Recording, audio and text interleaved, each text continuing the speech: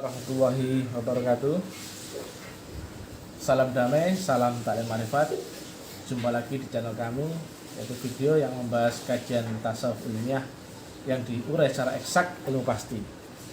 Kali ini adalah edisi yang kelima, judulnya adalah wasilah. Kenapa kita bahas wasilah? Karena ini adalah faktor penting di mana kita di akhir zaman banyak orang yang tidak memakai ini, bahkan melupakan ini, bahkan ini dianggap mitos atau tidak benar-benar ada. Banyak orang beranggapan, ngapain bertuhan kok beragama kok pakai wasilah? Kita kan mesti bisa langsung, dia kan dekat, dia kan mudah, ngapain dipersulit? Ngapain cara yang susah kalau Tuhan itu menurut sangka hambanya? Nah, ini dia. Kalau orang tahu ceritanya tapi nggak bisa membuktikan, hanya mentok di kebenaran versinya sendiri. Kalau diilmiahkan nggak bisa berkutik. Nah, coba kita urai. Jika Allah ada di gelombang mutlak, sedang kita ada di gelombang relatif, maka pasti ada adaptasi di sini.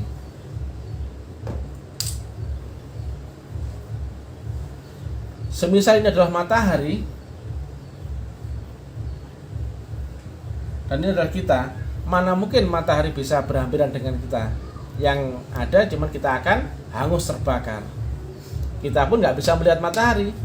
Yang kita lihat hanyalah sinarnya matahari. Yang sampai pada kita pun bukan matahari, tapi sinarnya matahari.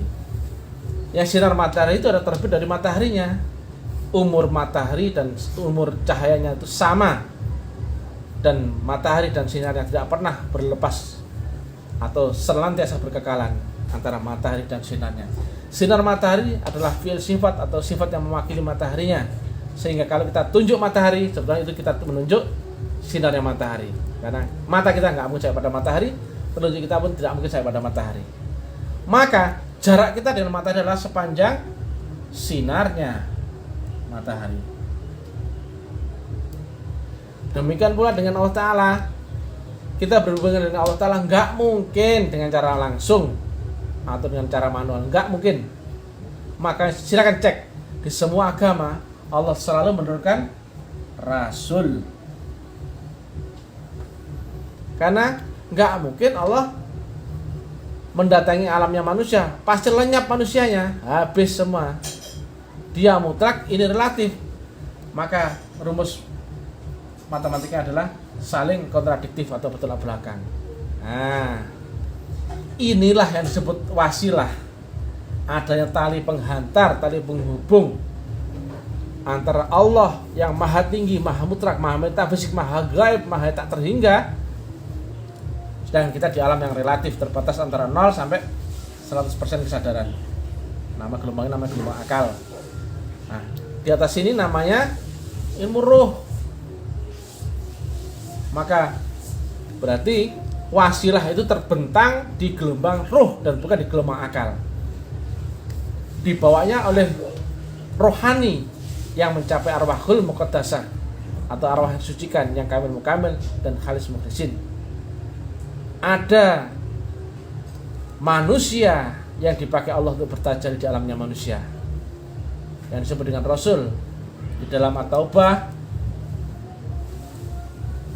128 menyampaikan, ada seorang utusan di antara kamu dari kaummu sendiri yang sangat berharap keimanan dan keselamatanmu, yang sangat berat dirasakan baginya untuk memperjuangkanmu. Nah, di setiap zaman akan seperti itu. Hanya saja grafiknya zaman sebelum Islam, agama selalu memperbaiki. Begitu Islam sempurna dia momentum, maka selanjutnya adalah dia waris dan tidak lagi disebut sebagai Rasul atau Nabi, tapi sebagai ulama yang waris. Nah, tetapi prinsipnya dari sebuah agama selalu ada baiat kepada umatnya. Nah, jika kita di sini maka mesti mencari orang yang mewarisi gelombang Allah yang ada diwariskan lewat Nabi Muhammad yang turun kepada estafet yang sama menyambung kepada seluruh rohaniyah ahli waris yang itu termasuk juga ada di zaman kita sendiri. Kita mesti baiat akan dia. Kenapa? Metodologi agama selalu lewat satu baiat, kemudian dua adalah teknik meditasi, tiga adalah teknik untuk khalwat atau suluk, dan yang keempat adalah mengemban visi misi ketuhanan. Yang ini ada di dalam ilmu tarekatullah.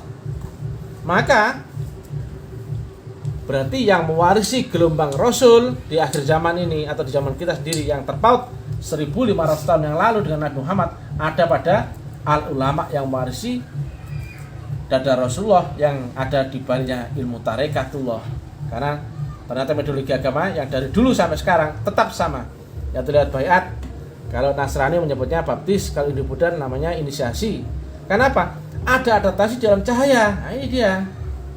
Kalau Hindu menyebutnya Atman, kalau Buddha menyebutnya Buddha, kalau Nasrani menyebutnya Roh Kudus, kalau Islam menyebutnya Rasulullah atau Nur Muhammad, atau di akhir zaman disebut dengan Al-Mursyid. Maka tali Allah itu ibaratnya matahari sampai kepada manusia lewat cahayanya. Demikian juga Allah Ta'ala menghampiri manusia mesti lewat cahayanya. Dan cahaya ada membawa, yaitu Rasul atau al-ulama yang waris. Yang ini adalah manusia yang rohaninya sebagai wadah daripada arwahul muqaddasah yang membawa gelombang mutlak yang turun dari Allah Ta'ala dibawa oleh orang ini. Maka jika dia dan dia ini ada sambungan, satu ujungnya ada padaku, satu ujungnya ada pada kekasihku, yang di situ talinya ibarat kabel ada strumnya, maka kita nggak sulit lagi ke sini karena jalan tak terhingga. Maka nggak mungkin kita menuju yang tak terhingga dengan cara manual. Jika strumnya ada yang di sini, kenapa harus jauh-jauh ke sini?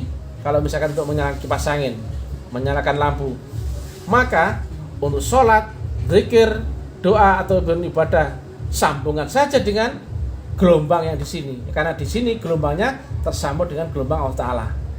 Itulah disebut dengan teknologi, atau bahasa Arabnya adalah thoriqah, yaitu metodologi sama persis dengan teknik sambung menyambung yang ada pada pemakaian HP atau handphone. Yang penting kita mesti tahu caranya, tahu gelombangnya dulu, itu mesti. Barulah kemudian kita dibaiat, yaitu untuk penanaman nur iman dan nur kitab, yang ini adalah limit baterai tak terhingga.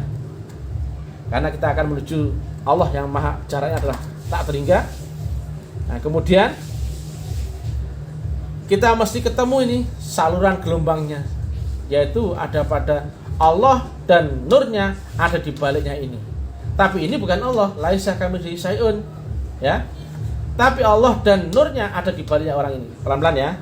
Jika orang ini ada di limit akal antara 0 sampai 100 yang kita tangkap, ya, dia adalah manusia yang berakal dan berjasmani, maka rohani adalah di sini dia sampai ke atas. Maka orang ini yang disebut dengan guru rohani, artinya guru yang ada di alam kerohanian yang turun di sisi Allah Ta'ala.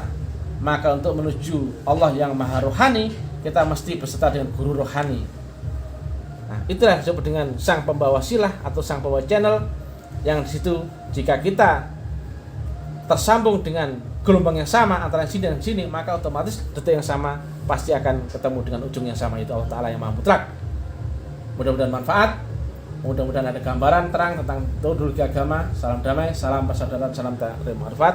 Ilahi anta maksudi wa anta kamal lebih. Assalamualaikum warahmatullahi wabarakatuh.